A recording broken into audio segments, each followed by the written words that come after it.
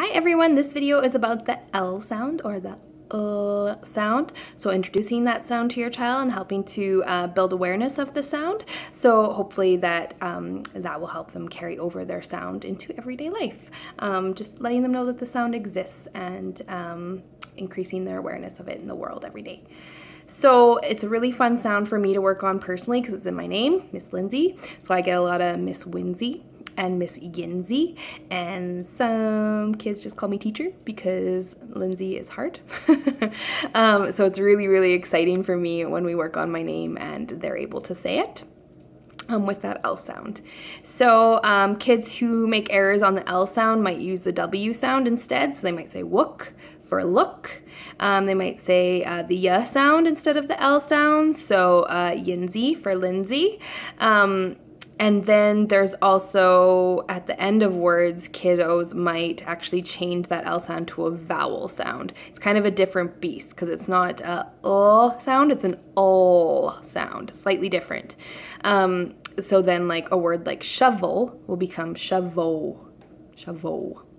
But that's a different beast kind of altogether. And the last position that we work on in words in speech therapy because it is different. So yeah, so to introduce the sound to the child, if you've seen my other videos, you'll know I always give it a fun name. So for the L sound, it is the singing sound, la la la, the singing sound. I give them a visual. So this visual has the letter L on there to increase their phono awareness. And I talk about that, how about this is the letter L and how it makes our singing sound, la, la, la. The letter L makes our singing sound, la, la, la. There's a little reminder on here that it's a singing sound, there's a girl singing. And then the picture shows you what your tongue should look like. So back behind your teeth like this. So yeah, so I always include those to help give them extra information about their sound. So then what I do is I try to have them copy me making this sound. All of your kids will be able to copy you at this point because they've been working on it with me for in the classroom. So there's two ways actually that I go about doing the L sound.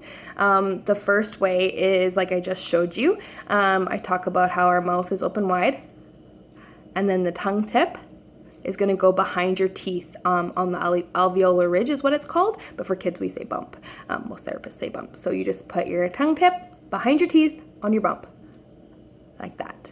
And then you're going to hold it. Oh, that's the singing sound. Oh. And honestly, if they can do that, if they can hold that tongue position and make that sound, then I'll move straight into syllables because it works really well with this. So I would do la. So we want that L sound to be really long. Hold it for a long time. La. But if they're not able to hold that initial L sound, so then I would not move to syllables yet. I would just keep focusing on that part. Because otherwise what you're probably going to get is this. And I'll talk about how to get around that in maybe in this video, but for sure in another video. So then the thing is, this is really tricky for a lot of preschoolers. The whole concept of behind your teeth is tough. So what you can do is you can work on using a mirror to have them sit side by side, look at what your mouth is doing while they're looking at what their mouth is doing and kind of try and make their mouth the same as yours. So their tongue tip back behind their teeth. When I'm working with kids, I'll sometimes use a tongue depressor or a sucker to kind of help manipulate the tongue and show them where it needs to be, or I might rub the sucker on their bump to kind of show them that's where your bump is and that's where the tongue tip needs to be, where you can taste the flavor. But if none of that works, I ended up doing something else called an interdental L, and it's a little bit easier. It's more of an easy concept for them. So what I have them do is put their tongue between their teeth. So usually I just tell them like bite your tongue, but gently, like that. And then you can do the same thing. Oh. And again, if I was going to move into a syllable, I would do this. Oh, la, la. So that's easier for a lot of kids. And what I'll do is when I email this video out, I'll write you a note about which one is easier for your child. Okay, so then how do we increase awareness of the sound? To do this, we do it in conversation. We can do it while reading books and while singing songs.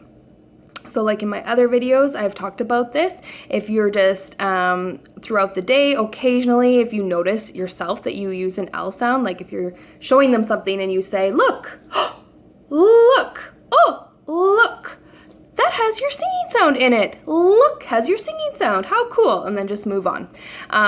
Exaggerating it slightly, so look. So they can hear that, a little bit of extra auditory information. Doesn't have to be crazy, just a little bit extra. Look. What you can also do is exaggerate it during books. It's a little bit easier because your target words are right in there for you.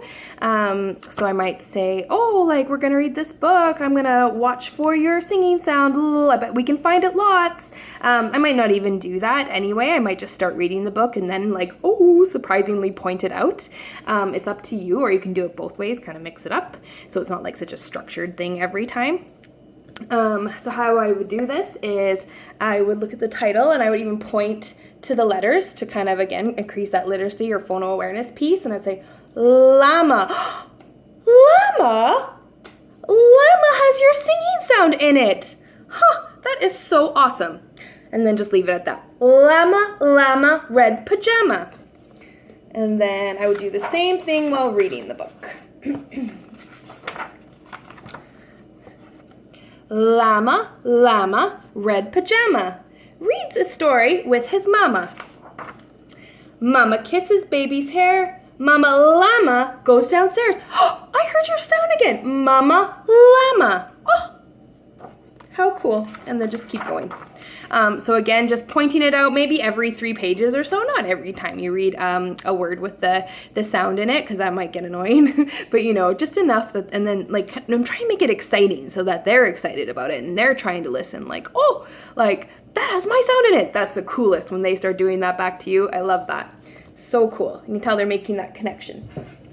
So you can also do it with a song, again, like I said, introducing it with a visual, talking about the sound, or just kind of making a comment maybe halfway through the sound or song or something like that. So I'm going to sing you a little song. I've got my cheat sheet here because I don't have these particular lyrics memorized. So this is to the tune of 5 Little Monkeys. So 5 little ladybugs laying on a leaf, soaking in the sunshine and the light warm breeze. Along came Mr. Bird, as quiet as can be, and snatched that ladybug off the leaf.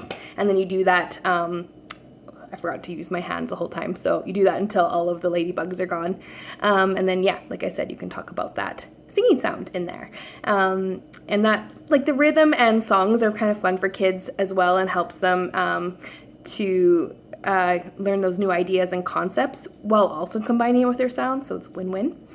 And then incorporating your sound into everyday routines. So I always recommend 5 minutes a day.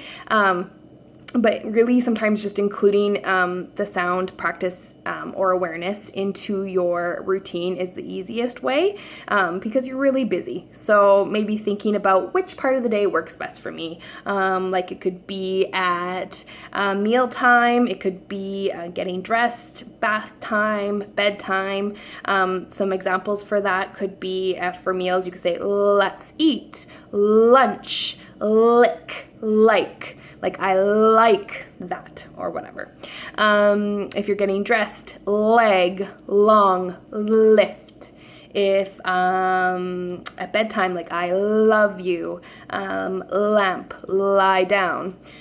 Just picking a couple of words that you think you can remember, and then try to exaggerate that singing sound as much as you can during that routine, and then talking about it with them. So yeah, so I hope that helped. If you have any questions about this sound, please just let me know by email and I will help you problem solve through that. Thank you so much.